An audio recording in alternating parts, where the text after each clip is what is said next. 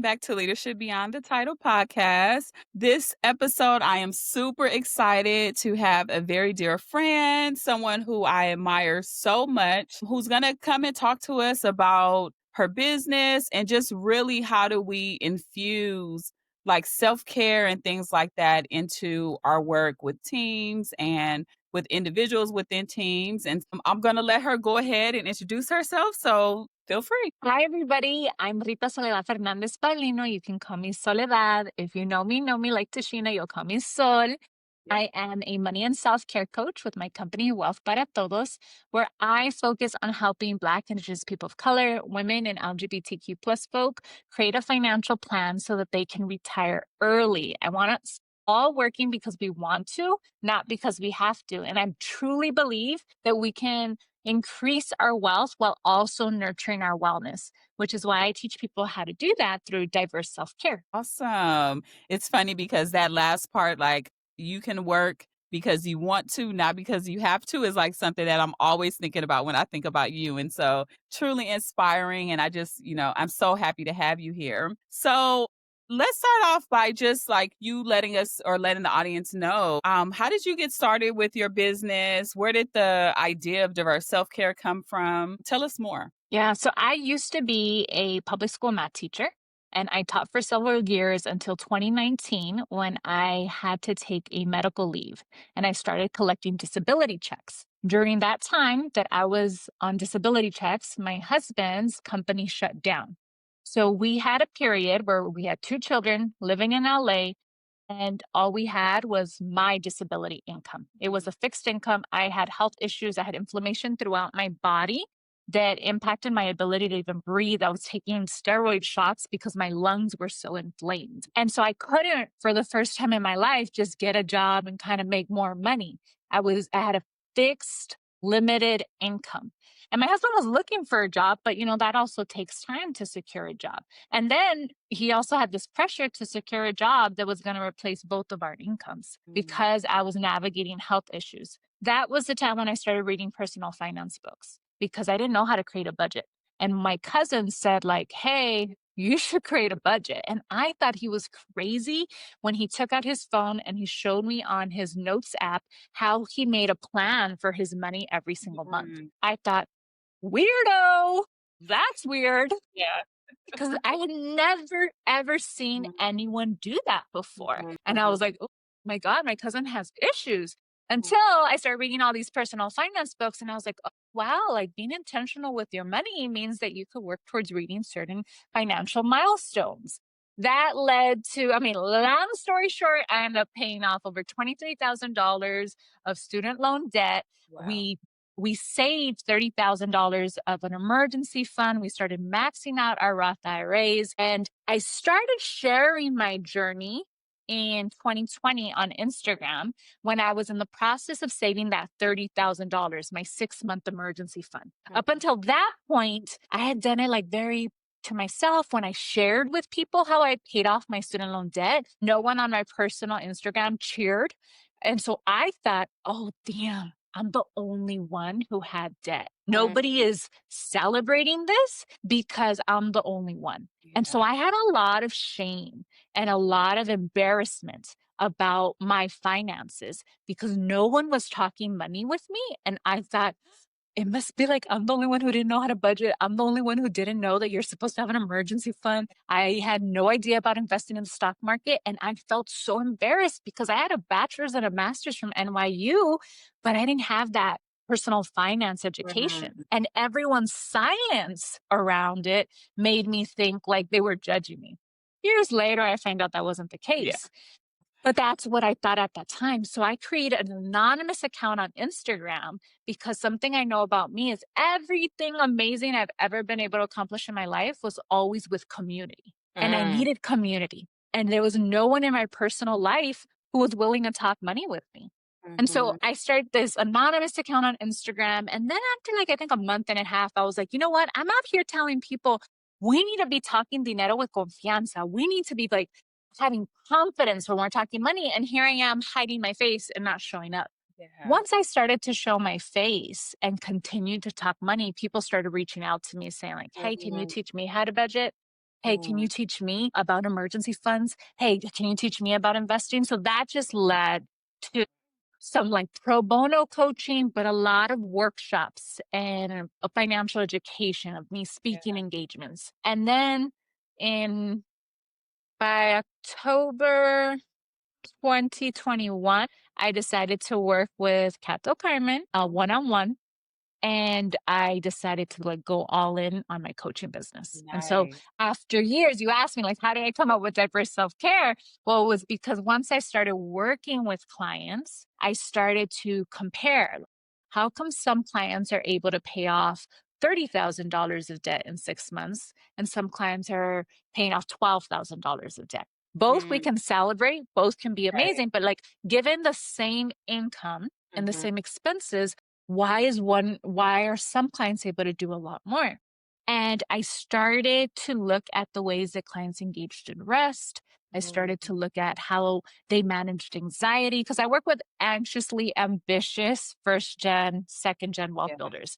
And I say that because you can't be ambitious without also navigating anxiety. Right. They're just they go together, right? Exactly. And so I was really looking at helping clients like, well, how do I support them with that anxiety? And that's when I started to look at these 7 types of self-care that I had pulled. I had pulled from reading a book about the 7 types of rest, and I had also pulled from a document from therapists about the types of self-care. So I Mm. had these 2 different areas, but I was looking at which are the ones that impact my clients in terms of their ability to stay in this wealth building cycle. And that's when I was able to notice like what the 7 types of self-care Mhm. were and what I teach now all the time. Yeah. Oh, such an amazing story. You truly inspire me. And I too have enrolled in your program, and just like the wealth of like information and resources that you provide is like chef's kiss. And even if you're not in the program, like there's so much access to you and what you teach that inspires me. And I hope to also pay off student loan debt soon, You will. especially as I have a daughter that's about to enroll in college. She leaves in 3 weeks, and I'm like, I got to get this tuition paid for. So I'm definitely holding on to your teaching. Tell the audience, what does self care stand for? Yeah. So diverse self care is my acronym for the 7 types of self care that keep us wealthy and healthy. The D stands for the nettle self care. That's anything that helps you make financial decisions that increase your financial security.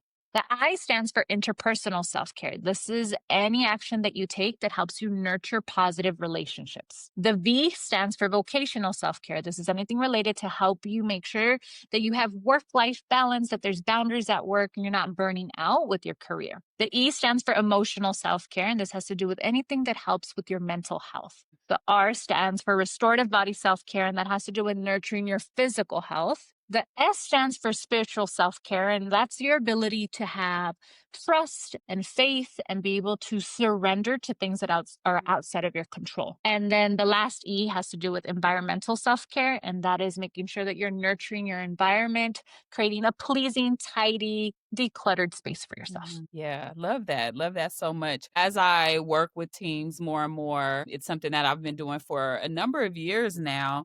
And I noticed that you have that vocational piece in there. But before we go into like what that means and what that looks like to have work life balance, I'm curious from you is like, how do you see, because teams and organizations are always asking, how do I prioritize it all? And so I'm just wondering, is there one of the self-care practices better than the other? How do you determine like which one is the one you should start with? Yeah. So what I found in terms of working with my clients, like the number one, like the top two that need to be a priority is restorative body self-care and emotional self-care. So Mm, the practices that impact our physical health and our mental health. When those two start to be a struggle for somebody, right? When they're navigating repeated health issues, getting sick a lot, or also mental health issues like a lot of depression, yeah. that can really start to impact their ability to gain engage in all the other types of self-care. Yeah. So I would say those are the number like the 2 top ones, Yeah. and then obviously, like, when they're working with me, we're focusing on the nettle self-care, and Yeah. that's something I really work with clients because of, like, your how much money you have impacts your self-care routines, and also your self-care also impacts how much money you can make, right? Yeah. So those are very interchanged, and so those are, like, probably the top 3. However, every client that works with me, as we're working together, I start to see, like, we have a little clutter problem here, and it Mhm. keeps impacting Mhm. your energy and your ability to find certain things. Or we're dealing with some marriage problems right here, and Yeah. that's becoming an energy leak that impacts your ability to work on increasing your income. Mhm. So there's always like one of the other Right. ones that I start to notice, like, oh, this would be one for us to really develop some Yeah. new skills, new habits, and beliefs around so that you have a little bit more balance. Yeah. Yeah. Oh, yeah. So important that you call out that body and mind and really focusing on there. One of the frameworks that I use or that I kind of copy and adjust to my audience is the Maslow's hierarchy of needs. Mhm. And that first one is like the physiological, the body, the mind, physical aspect, and how focusing right there is like if you don't focus on that first, all the rest kind of goes to the trash. Like you just can't bring everything together and all of you and be your best self at work. And so that's I love how you say, like, focus here. That's the thing that probably is impacting you the most. And then once we can really identify and get to the root of that and clean it up, then we can really work on all the other things. And it's something that I teach my teams as well, because a lot of times we try to skip over the human, the physical, the how are you doing, go straight to the work. And it's like, we can't do that. Let's check in with ourselves first. So I'm glad that that's actually something that you're seeing, and it's important for the audience to hear that is of like taking care of yourself is so important. Yeah, and Yeah. when I say taking it by yourself, it really can be a lot more simple, but I think people like we live in a society that really glorifies like productivity so Mhm, much that mhm. we often can choose to be productive over our own like self-care, our own physical self-care, our own wellness. And so I'm saying like the basics, everybody. Are you drinking enough water? Are Yeah. you getting enough sleep? Are you moving your body? Are you stretching?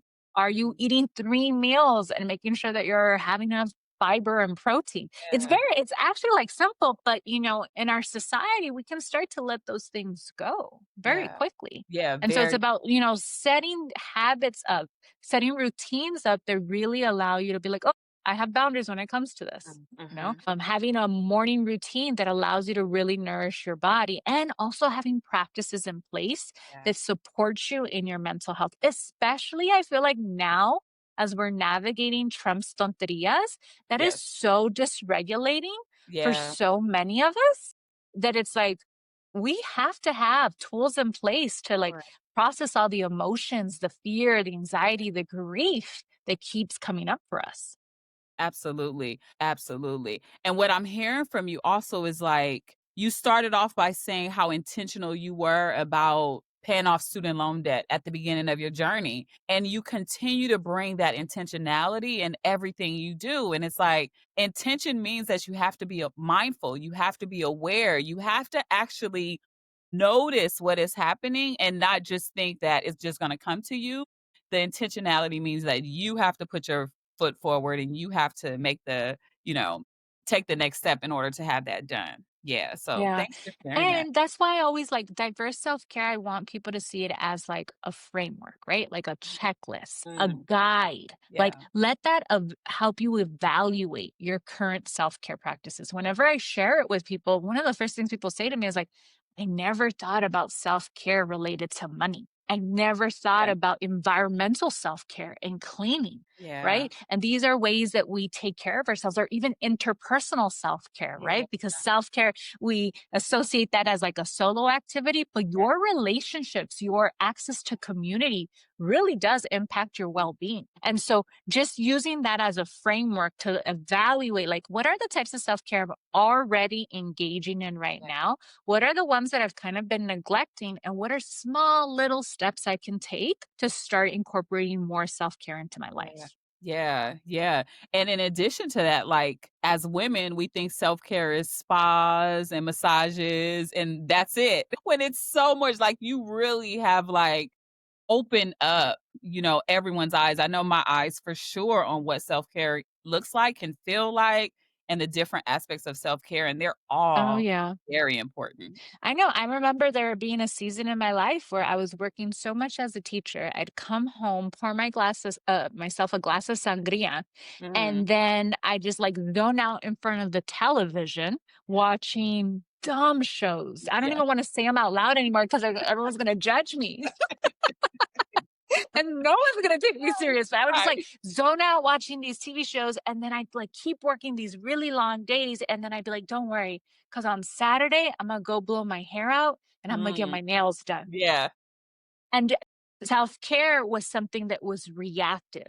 And Yeah. now I teach people about the importance of having proactive self care. Yeah. Proactive self care is planned, it's intentional, and it's diverse. Yeah, yeah, absolutely. So, moving to just a little bit to organizations and thinking about how organizations are made up of different groups, different teams, different, cliques, all these type of things. And it's almost like a community, but a lot of times in organizations, unless you're leading an employee resource group or part of one, your team is not necessarily seen as like your community where you can be vulnerable, where you can practice self care together, and where you can just show up in your humanness, right?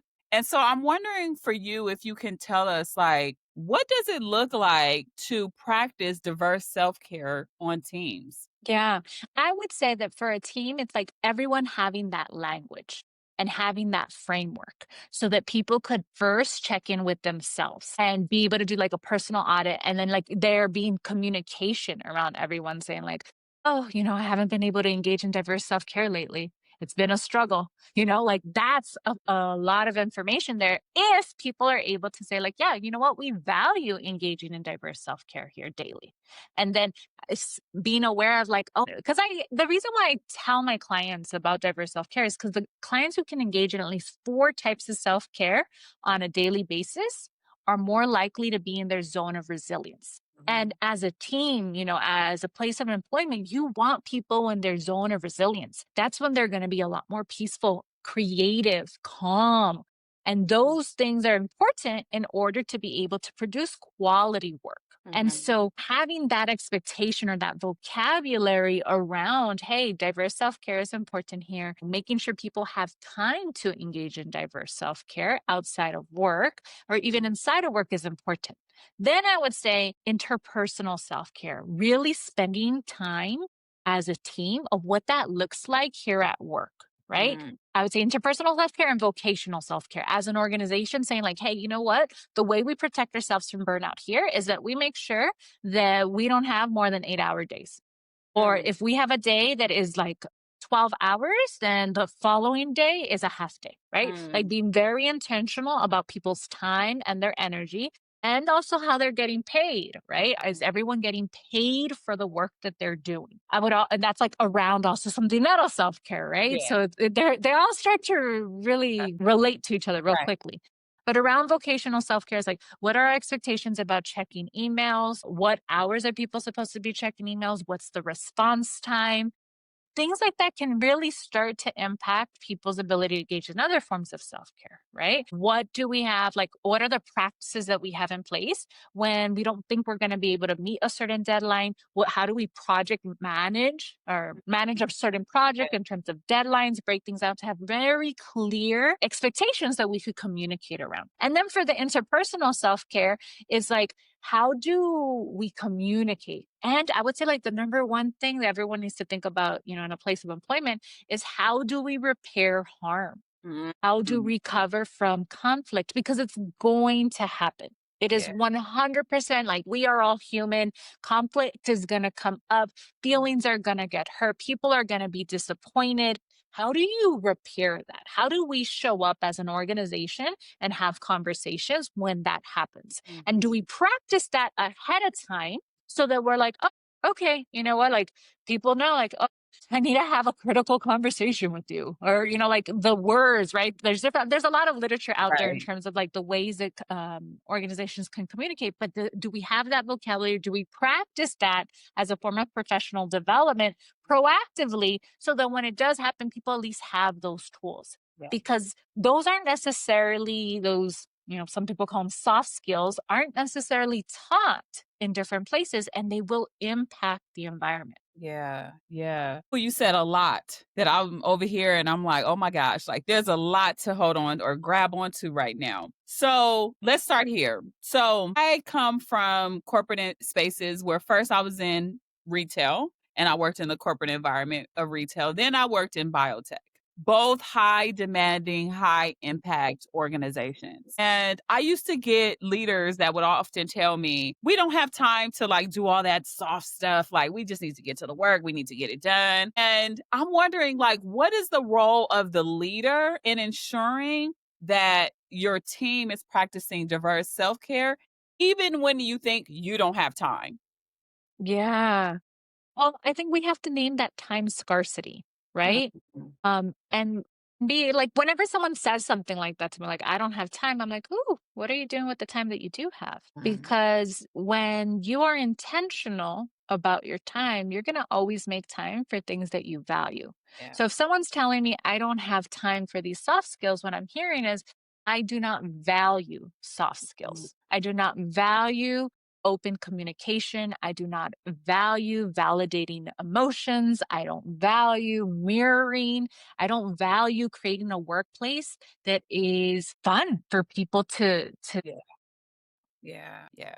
and I think like, like sharing that, Yeah. which I know it's like, I mean, I worked in a public school setting. I worked at charter schools, and so those charter schools, they tried to run like businesses too, Right. right?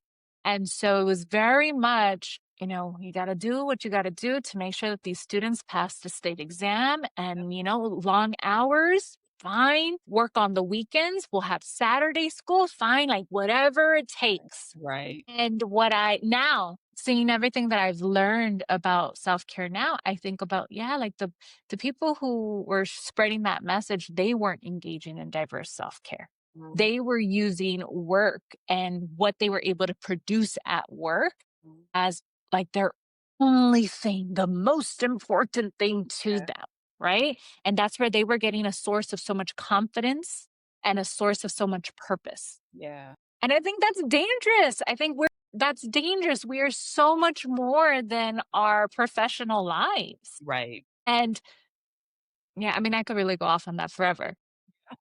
So I think like that's the thing that it's like if you have leaders in place that have those very narrow ways of living, then that trickles down Yeah. because they'll expect other people to also have those narrow ways of living. And somebody who comes in saying like, no, you know what? I actually value my family time and I actually value making sure I get enough rest. And I'm Mhm. not trying to operate on coffee. Like that's not my vibe.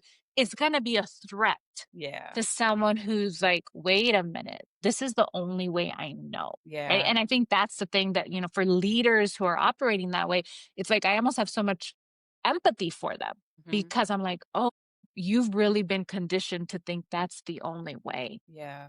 Yeah, absolutely. Yeah. So what would you say the name of this podcast is Leadership Beyond the Title. And so part of that is like looking for these leadership moments where you don't need the actual title. Even if you aren't leading the team, you're part of the team as a leader on that team. And so when there is the hierarchy in the room, there has to be a manager. They have to do all of, the things, the reviews, all those things. But how can I, if I am not that top level manager, influence my leader if they are saying or if they have been conditioned to not practice diverse self-care? Like, how do I Yeah.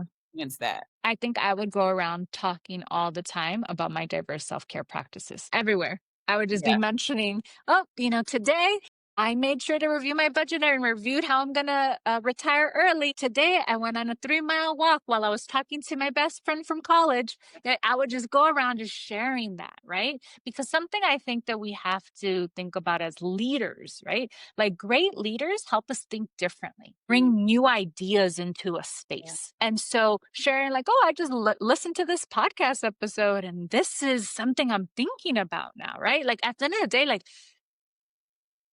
what helps my clients, I feel like when I'm working with clients is like, I want to be someone who's helped them so much with their diverse self care practices that other people start to notice, like, hey, you're different. Like, you have like a lot more energy. You have a little pep in your step. You seem calmer. Like, what changed? And Yeah. I want them to be able to say, oh, I hired, Soledad as my Mhm. money and self care coach. And I Yeah. think that's the thing. Like when you're truly in that space and you're honoring that for yourself, it does just like it shines. People start like, wait, you're Yeah. not stressing out when everyone else is stressing out. Yeah. And it's just like, no, because I know this is a temporary thing. Mhm. Like after this, I have my plans. I'm going to go declutter my car and do my car wash. Like there is life outside of this.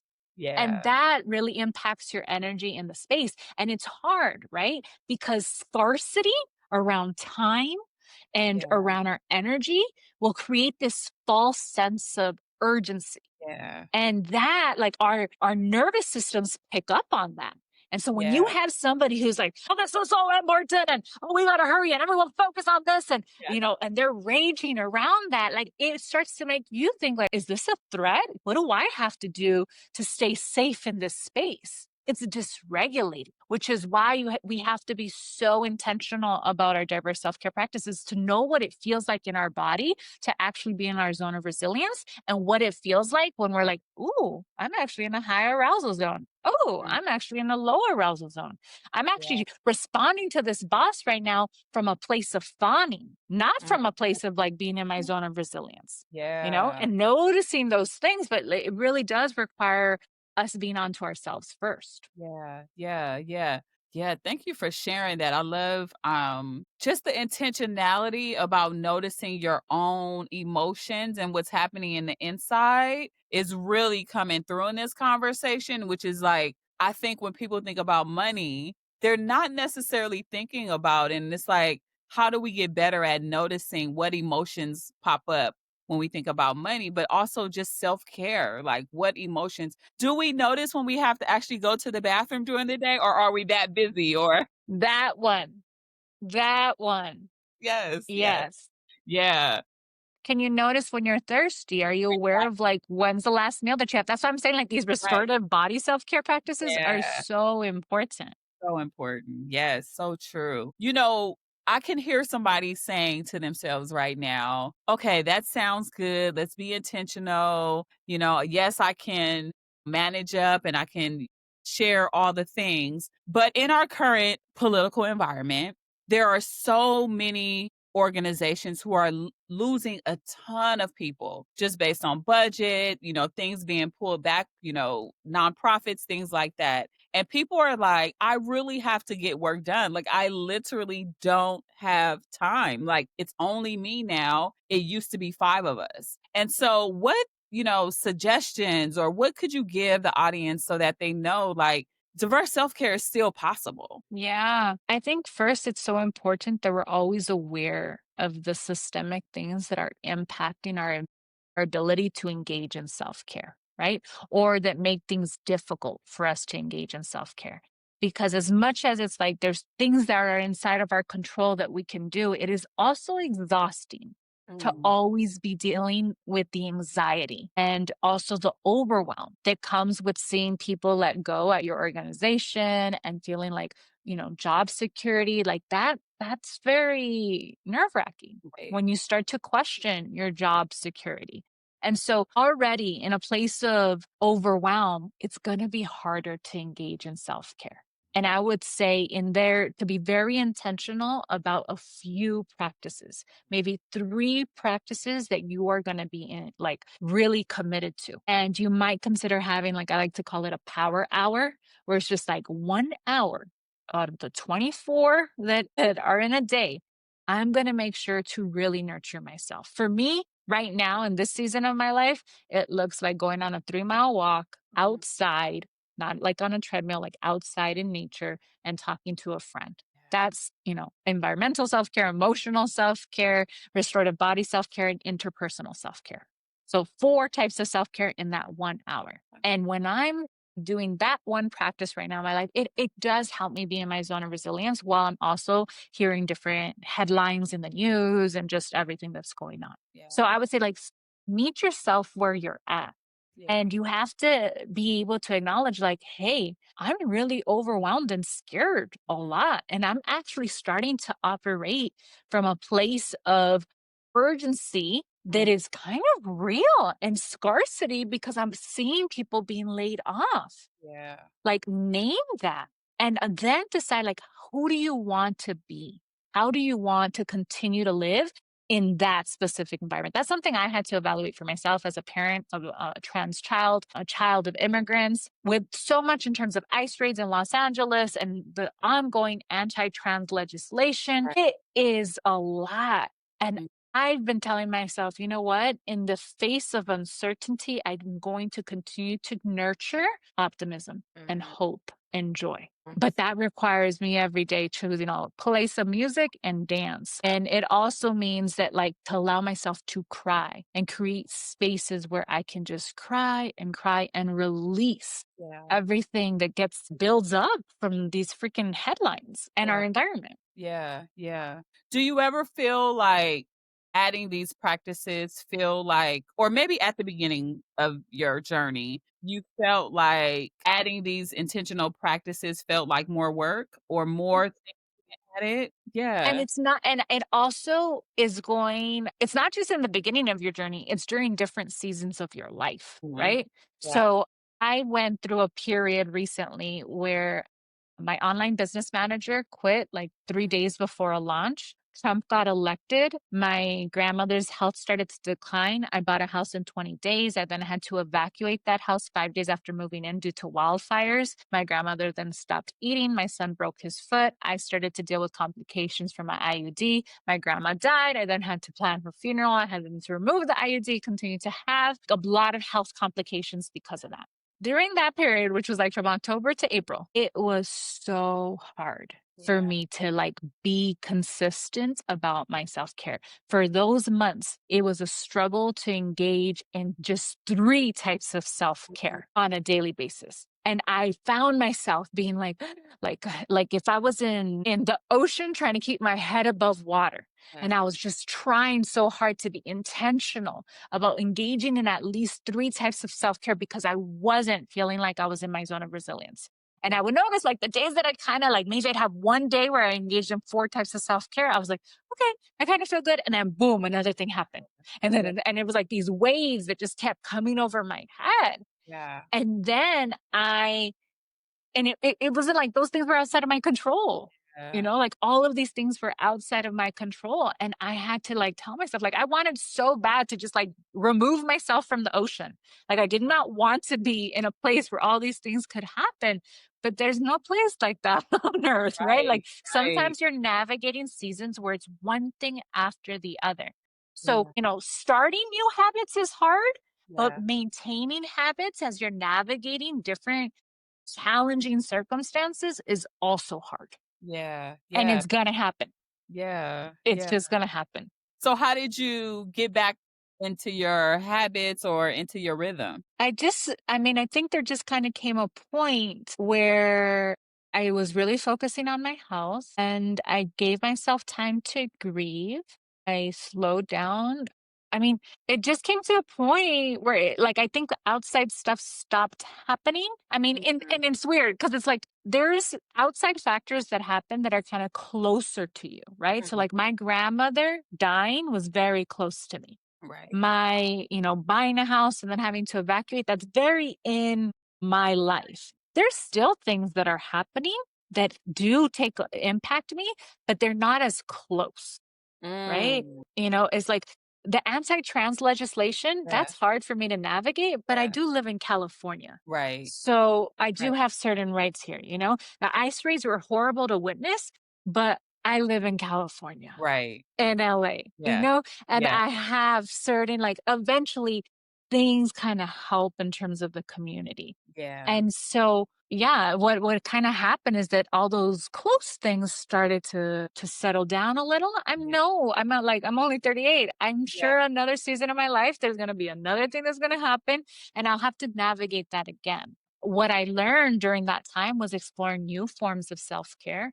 I Mm. got into coloring. I never colored before, but that was something that I started to practice. I started doing these 3-mile walks. I wasn't a 3-mile walker person Yeah. before, but that's something that Yeah. like I noticed like, oh, that actually helps me, right? I started like being intentional about like magnesium glyceride is like a vitamin that can help you support with your sleep, and Mhm. taking like other supplements. Like I learned new things to kind of support my nervous system. Yeah. And I think I just also really tapped into a lot of spiritual practices, Mhm. right? Like lit a candle every day, tried to connect with my grandparents, and I was just really asking my grandparents, like, help me out here.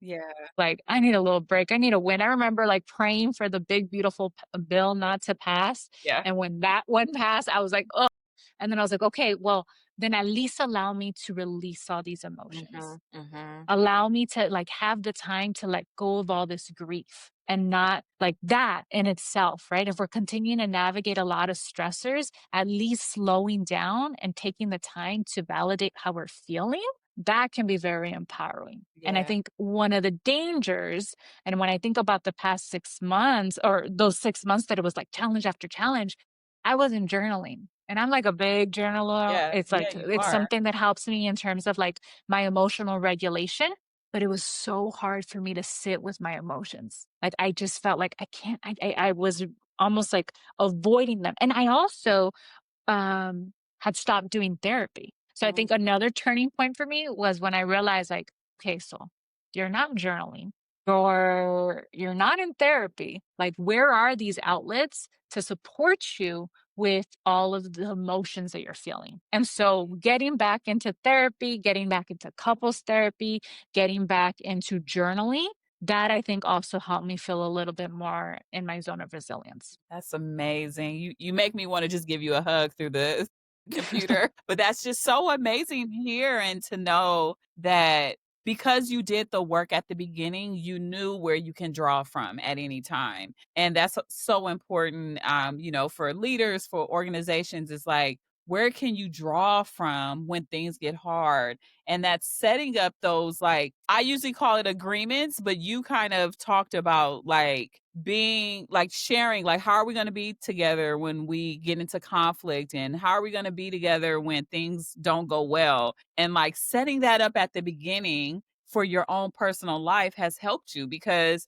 you were having a conflict with yourself, but you knew where to go and what to pull from, and that's just amazing. And I think that more individuals have to remember that they have something to pull from, but they have to be intentional about setting it up in the first place. And so again, And also, intentionality. like, support costs money, right? So Yes. one of the Yes. reasons why I was eventually able to like, get the support that I needed was because I had certain sinking funds in place. And I mean, I ended up getting like a $65,000 tax bill. And that like Wow. big bill like created a lot Yeah. of like I saw how within myself it was creating some scarcity. And then there was my brain was telling me, you can't start individual therapy. You can't start couples therapy. You can't take care of yourself until Mhm. you get this tax bill taken care of. Yeah. Yeah. And my brain was saying that. And then it's almost like, crazy things kind of happen because then the wildfires happened, which allowed me to automatically not have to pay the tax bill till October. Oh, And I wow. was like, I can make money, but I can't make money if I'm over here fighting with my husband, if I'm over here Right. struggling with my PTSD, if I'm over here, unable to sit for long periods of time because of my IUD complications. Yeah. And Yeah. and I had to remember again, like what I tell my clients is like money is a tool to support your wellness, but you have to be committed to your wellness. And I Yeah. was like, okay, I'm gonna trust. I'm gonna trust that money's gonna come my way. if I choose to use it. And then it did. Like it literally did. But I first had to be like, okay, individual therapist, couple therapist, Right. pelvic floor therapist, like all the supports I needed to come back to my zone of resilience. And then it kind of happened really quick. Yeah. I felt like a lot more balanced in my life. And then I was like, yeah, I'm so much better with support. Right. Yes, exactly. Yes, yes, yes.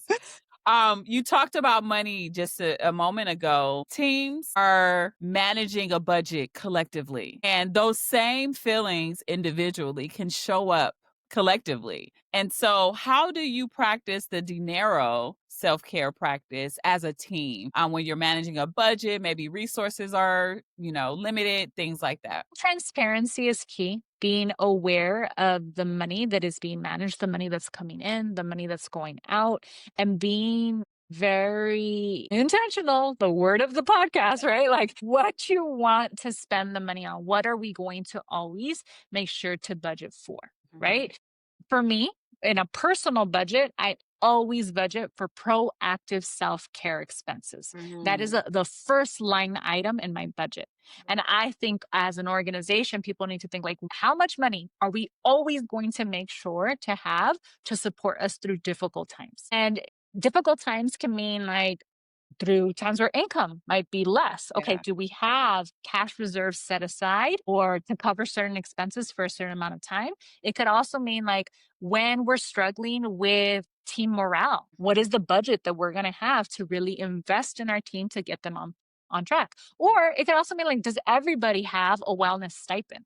And we budget for that ahead of time, right? Right. Like, what are the ways that you're proactively going to support yourself when times get hard? Because they will get hard. That's just life. And we just Yeah. have to kind of like, okay, Yeah. let's make sure that we have money prepared for them. Yeah. Yeah. Yeah. That is so important because a lot of organizations don't want to be transparent about the money and about how much is available to their employees. And it actually causes more of the scarcity, more of the anxiety. It causes more of the thing you don't want when you aren't transparent. And if teams are actually going to be in alignment with one another, it's important that transparency, intentionality are the diverse self care are front and center and top of mind for them, for sure. Yeah. Yeah. But I also feel like any organization that's choosing to hire you, right, Mhm. to work with their team, Yeah. like that's a green flag, everybody.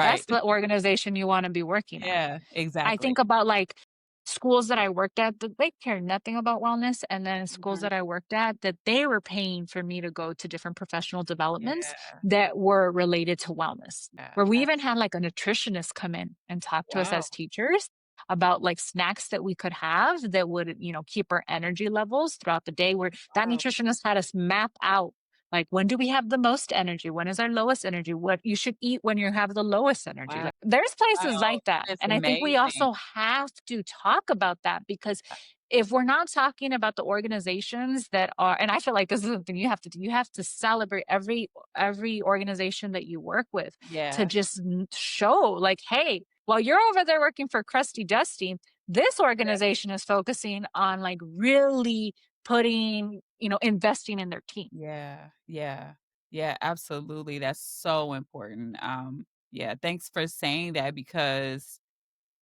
you walk into an organization, you work with them, especially me as a coach, I work with organizations all the time. And I'm just like, okay, great. Like, I'm glad you all did that. But it's important for even me to celebrate them even more and to help them, like, put the mirror up to them and say, look at what you all have done, what you have invested in. This is a part of the self care that's required for you to be a winning team, to be the best team that you can be. Yeah. Mhm. Yeah. So celebration is really important. So, last thing is like if you had to tell the audience, one thing that they can go out, they can do tomorrow, whether it's an individual or a team, where would they start with this diverse self care practice? Go to my website. Go to my website. Go to wealthparatodos.com. And my freebies section have a how to engage in diverse self-care daily. It's a module. It's a little mini course, but you could take the first module for free. And so you could learn about it. You can get like some worksheets if you wanted to do that. Or you could also listen to my podcast where I talk about diverse self care there too. And I think you would start there because you want the vocabulary. You want to understand the vocabulary. You want to start to be like, oh, okay. And then you also just want to be surrounded by people who are like, hey, this is my life. Yeah. Despite everything that's going on. Like I can be queer, I could be a person of color, I can be navigating all these systemic forms of injustice. I could be navigating different personal challenges. And guess what? I'm still gonna take the time to honor my wellness. Like that's so empowering. And it can also be so rare because we can very easily get into like, it's hard. I know it's hard. Yeah. It's hard for me too. It's hard for me too. And it's just like, no, leave me out of that. I'm not trying to be Right. part of the hard team. I'm trying to be in the zone of resilience, calm and peaceful. Is life hard? Yes. But when it's hard, I'm going to be intentional about always coming back to my zone of resilience. That we're around that type of energy because, like I said, we'll settle for crusty dusty. Yeah, yeah. And again, being in community is what I'm hearing from you as well. It's like being in community. You mentioned your podcast. What's the name of your podcast? Wealth para todos, financial security through self care. Yeah. Okay. And it's Okay. on Apple and Spotify right now, maybe soon on YouTube. Okay. Yeah, we want to see you on YouTube. I'll admit that I found you on Instagram. I followed you for a while and I was like, I want to work with her. Like it didn't take me a long time to make a decision. And I actually didn't even know you had a free like course on your website. I was just like, I was sold. I was like, this is who I want to work with because, that self-care is important to me as a mom of four and just like a ton of stuff. I'm in San Francisco, so the California thing I'm also experiencing with you that sometimes I'm like, hey, but I live in California, Yeah, I know. and so it's a privilege. And so I'm just so happy that I was able to have you today. So we know we can find you on your website, on the podcast, anywhere else. I know you're doing some other things. Instagram. I'm on Instagram, Wealth para Todos, also on Threads, on LinkedIn. So just Google Wealth para Todos Yeah. Yeah. and I'll Yeah. show up. She's being humble because she also writes lovely articles every week. And so that's been an amazing thing. A true teacher. She is a true teacher. Once a teacher, always a Yes, teacher. yes. So thank you so much for joining. I hope everyone got just a lot of valuable information from this. Make sure you go to Soul's website, her podcast, all the things. Like there is no gatekeeping when it comes to the information that Soul puts out there. And so I just want you to just take advantage of it and work with her because she's freaking amazing. I just have to say Thank that. you. Thank you. And if you've heard this podcast, share it. Let me know. Yes, Don't be a share it. stranger. Send me a DM. I would love to connect with you on Instagram and let us know. Let us know. Awesome. Thank you. All right. Bye. Bye, everyone. Thanks for listening to Leadership Beyond the Title podcast. If today's episode moved you, sparked a new idea, or challenged your perspective, share with a friend and be sure to subscribe so you never miss an episode. But before you go, take a moment to reflect. What does leadership beyond the title mean to you? How are you already living it? And where might you lean in just a little bit more? And if you're ready to step into leadership that's rooted in your values, amplifies your voice, and positions you as the go-to leader in your field, check the show notes to learn how we can work together. Keep showing up, keep leading, just as you are, with Leadership Beyond the Title.